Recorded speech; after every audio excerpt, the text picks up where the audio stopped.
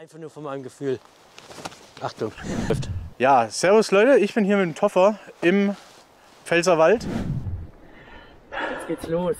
Let's get ready to rumble. So, da war er weg. Ich fuhr mit dem Toffer. Ich wollte ihn nicht überholen. Irgendwo. Exactly. Wir sagen natürlich nicht wo, macht man nicht. Und wir haben hier zwei ganz wilde Geschichten. Neben uns sind auch zwei wilde Bikes am Start. Einmal das neue Orbea Wild, was jetzt am Donnerstag vorgestellt wurde. Jetzt am Donnerstag das Video.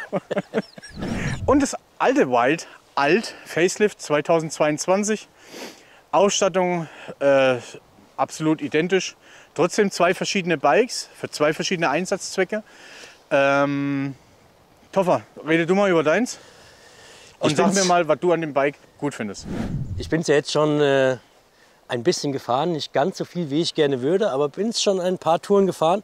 Und was mir wahnsinnig gut gefällt, ist natürlich in erster Linie das geringe Gewicht. Wir haben hier an dem Modell normalerweise in der Top-Ausstattung Carbon-Laufräder. Hier sind jetzt aber an dem Testbike leider noch Alu-Laufräder. Also es ist nicht ganz so leicht, wie man es im Internet jetzt vielleicht gesehen hat. Aber es ist trotzdem schon ein Leichtgewicht meiner Meinung nach. Plus relativ leicht am Steuerkopfbereich, hier vorne im Steuerrohrbereich. Fährt sich super wendig und agil. Ist halt ein richtiger Ballermann. 170 vorne, 160 hinten. Damit kannst du schon überall reinhalten und eine ganze Menge Spaß haben. Und was mir auch noch sehr, sehr gut gefällt an dem neuen System, ist natürlich hier die Integration vom Display und von der Remote, beziehungsweise wie das Ganze gestaltet ist, schön clean und klein. Und der Race-Motor, den finde ich persönlich, ehrlich gesagt, für mich gerade sensationell geil. Ich hätte schon sau gerne ein Rad mit Race-Motor, weil mir macht der schon Spaß auf den Touren, die ich bisher damit gemacht habe. Also Race-Motor und so interessiert mich. Ich werde auch gleich mal drauf sitzen und mal gucken, wie das ist. Ja, ich habe das Wild. Ich glaube, es ist sogar die gleiche Federgeschichte, alles. Ich glaube auch gleiche Millimeter. Ich weiß nicht, was du vorne hast. Ich glaube, hinten hast du auf jeden Fall auch 160. Vorne bin ich mir jetzt nicht ganz sicher. Bin ich mir jetzt auch nicht 100% sicher. Aber du hast auch trotzdem auch eine 38er Fox und einen Float X2 hinten. Also ich sag mal, ist von den Komponenten da auf jeden Fall schon identisch. Ja, ich habe das Orbea Wild FSM Team. Das ist eine Version unter dem LTD. Ich bin super zufrieden und ich muss sagen, ja. Was sind deine Highlights? Meine Highlights. Ganz klar muss man sagen, ich habe einen auswechselbaren Akku. Ich habe die Freiheit zu sagen, ich mache einen Extender drauf, ich mache einen 625er rein. Habe nicht das Smart System, muss man dazu sagen. Also bei 625 ist Schluss. Soweit ich weiß, ja, nee, ist Schluss, InTube. Aber ich kann jederzeit auswechseln. Das ist für mich mein absolutes Highlight und auch absolut wichtig. Wirklich wichtig, weil ich gerne einfach die Sicherheit im Auto liegen habe. Ist echt so. Also da hast du einen 625er, wenn was schief geht, packst den rein, fertig ist. Ansonsten, ja, das ist gleiche Rad, andere Geo. Genauso hübsch, wobei das ein Ticken hübscher ist, muss ich sagen. Also das neue Wild hat es tatsächlich mit der Linie, hat es einfach hier, das ist Zucker. Also das ist wirklich Zucker. Das ist bei mir nicht so, aber ich finde trotzdem geil, ich mag den Steg. Viele sagen, oder viele, was heißt viele, 3 Leute sagen, der wäre nicht gut. Aber mir gefällt er und mir gefällt er auch, dass es beim neuen Wild übernommen wurde. Das ist für mich so ein bisschen ID mitgenommen. Ich weiß nicht, ob man es braucht. Hat es einen Sinn, außer es auf dem Heckträger zu tragen? Vielleicht hat es irgendeinen Sinn, Steifigkeit oder in der Konstruktion am Ende. Das kann ich dir aber nicht genau sagen. Der Ralle, schöne Grüße gehen raus, sagt immer, dass man relativ gut das Rad daran hochheben kann und kann es immer irgendwie handeln. An der Stelle muss ich sagen, Ralle, liebe Grüße. Ich habe es heute wegen deinem Video probiert. Fantastisch. Anpacken, hoch, gibt nichts Besseres. Ab jetzt nur noch da. Habe ich nie hingelangt. Ja. Was ist das Thema natürlich bei den Stegen ist, dass du teilweise nicht ganz so einfach an den Dämpfer kommst. Das ist hier Krampf. Aber bei dir wurde es jetzt wieder besser. Es wurde jetzt geändert, soweit ich das weiß. Also ich komme jetzt auch mit einer Dämpferpumpe hier dran. Ich glaube, bei dir ist es ein bisschen schwierig mit der Dämpferpumpe es geht, ranzukommen. Aber schwierig, ja. Also es funktioniert jetzt hier bei dem Modell auch schon ziemlich gut. Ich habe hier einen Flaschenhalter drin. Ich habe keinen Range Extender und keine Range Extender Möglichkeit. Das ist ja auch das Feedback aktuell vom Markt, dass oder von vielen von euch, dass der Akku nicht entnehmbar ist. Hat, wie gesagt, Vor- und natürlich am Ende auch Nachteile. Da muss jeder gucken, passt das Rad in meinen Einsatzzweck. Bei dir ist natürlich das Highlight, dass du hier die Möglichkeit hast, noch Den setze ich rein. den hier reinzupacken. Ja. Ist die Frage, ob du den jetzt reinpacken willst oder einfach nur mal hinhalten willst. Also das heißt, Patrick hat es ja vorhin schon gesagt, geil, 625er Akku plus am Ende nochmal ein 500er. Da kannst du halt richtig, richtig lange Touren machen. Wenn du dann am Ende noch im Eco unterwegs bist, geht da so einiges.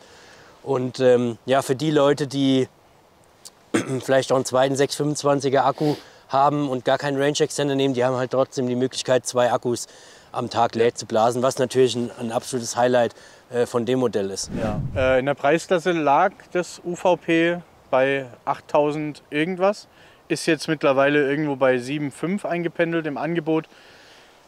Bei deinem Bike reden wir über das absolute Top-Modell.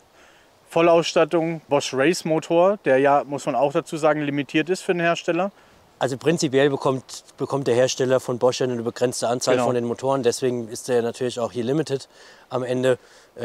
Aber wenn wir immer darüber reden, 12.000 Euro ist natürlich für mich auch immer ein bisschen ein Punkt, den ich auch oftmals kritisiere. Nichtsdestotrotz, ich weiß, da draußen gibt es Leute, die haben Bock darauf, was Exklusives zu haben, die haben Bock darauf, das Geld auszugeben, die haben das Geld. Also von dem her sagst du jedem, go for it, wenn du Bock drauf hast und hast die Kohle. Kauf es, wenn du keine Lust darauf hast und keine Kohle ausgeben willst oder kannst, hast du immer noch die Möglichkeit, irgendein anderes Rad am Ende mit an den Start zu bringen oder dir ein anderes Rad auszusuchen. Man muss halt auch einfach sagen, wir reden hier auch von Orbea. Das ist halt eine absolute Premium-Marke. Ja? Also das muss man halt auch mal einfach mit reinwerfen, weil das ist einfach ein Fakt. Porsche ist auch eine Premium-Marke und ich weiß, den kriege ich nicht für 32.000 Euro. Also kann man halt, wenn man das Geld ausgeben will, auch 12.000 Euro in die Hand nehmen und sich so ein Fahrrad kaufen. Prinzipiell schon. Muss man nicht. Muss man nicht. Man kann aber, wie gesagt, am Ende, wenn man was Exklusives haben will, den Motor exklusiv hier in dem Rad fahren will und volle Hütte fahren möchte mit den ganzen Komponenten, dann muss man leider aktuell so tief in die Tasche greifen. Aber wie gesagt, ich bin auch Freund davon, ein günstigeres Modell zu kaufen und dann nach und nach abzugraden und das eine oder andere Teil auszutauschen. Das hatten wir auch schon. Orbea fängt da bei 5.200 Euro an. Ja, ist ein bisschen drüber, glaube ich, bei dem neuen Modell. Ja? Ich glaube, es liegen wir bei 5.499 oder 5.699. Ich glaube 5.699. Okay. Also irgendwo im 5.000er Bereich auf jeden Fall. Da geht's los. Ausstattung. Brauchen wir jetzt nicht drüber diskutieren. Ich glaube, jeder, der ein bisschen versiert ist und sich so einen Ballermann kaufen will, sagt sich auch, okay, gut, ja, kaufe ich jetzt eher einen Rahmen und das Zeug geht an meine Frau. Also ich persönlich würde den Rahmen kaufen, weil ich den Rahmen haben will, auch für den Preis, und würde dann halt nach und nach einfach Teile wechseln. Ja. Das wäre so meine Herangehensweise am Ende bei dem Rad. Und dann habe ich aber leider halt nicht den Race-Motor. Das ist natürlich, ein Tod muss man sterben, aber... Aber du hast das cleane Cockpit, so. Du hast die durchdachte Geo, du hast die aggressive Geo, eine performante Geo. Absolut. Was hier auch ist, du kannst mit dem auch ballern, aber dieses Wild Air Judge Red heißt es. Bei meinem Wild sieht das Cockpit natürlich ein bisschen wild aus. Ja? Ich habe geguckt, dass es auch irgendwie zum Namen passt. Und nicht so schön aufgeräumt, aber ein Tod muss man sterben. Ich finde es gut, wie es ist. Es ist ein Allrounder, es ist für mich gut, es ist für dich gut, es wird dir Spaß machen, genauso wie es mir Spaß macht. Hier wird wirklich kommuniziert, es ist für anspruchsvollere Fahrer, es ist nichts für Anfänger, das habe ich gelesen, das muss ich einfach so sagen. Aber man kann es trotzdem kaufen. Also auch der Philipp sagt ja, er will es niemandem aussprechen, aber es ist für performante Fahrer, die geradeaus wollen mit einer ultrasteifen Geo. Hier haben wir halt 50% mehr Steifigkeit. Das Ding geht halt absolut geradeaus. Das wird kommuniziert und darum sage ich, ich bin super happy mit meinem. Gibt es für günstig in der Top-Ausstattung. Ich würde es jedem empfehlen. Ich würde aber genauso dieses Bike jedem empfehlen, der irgendwie einen Anspruch hat, auch mal eine Zeit runterzufahren. Oder der Bock hat auf ordentlich Performance. Genau, und, einfach Performance und Flex. Ja. Absolut. Ich würde sagen, ja, in diesem Sinne. Wir flexen jetzt mal los, oder? Wir flexen jetzt mal los, weil sonst werden wir hier. Und ich mir ihn und dann. Richtig. Und kalt ist es auch. Ja. Mega kalt.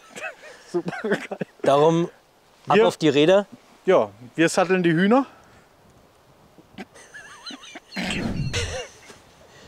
Hey Leute, das war eine kurze Vorstellung der beiden Räder, der beiden Wilds, von den beiden wilden Typen hier.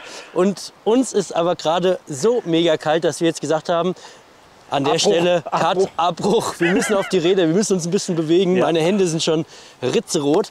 Von dem her würde ich sagen, geile Nummer. Wir haben uns da ein bisschen ausgetauscht. Hat auf jeden Fall Spaß gemacht. Super interessante Insights, würde ich auch sagen. 2 geile Bikes. Und ein neues das Video geiles endet Bike. ja jetzt noch nicht, sondern wir gehen jetzt in eine entspannte Runde Fahrrad fahren. Genau. Von dem her, los geht's und bis gleich auf dem Rad. Ciao. Der war gut. Ich fand den zweiten richtig gut. So, wie viel Akku habe ich noch?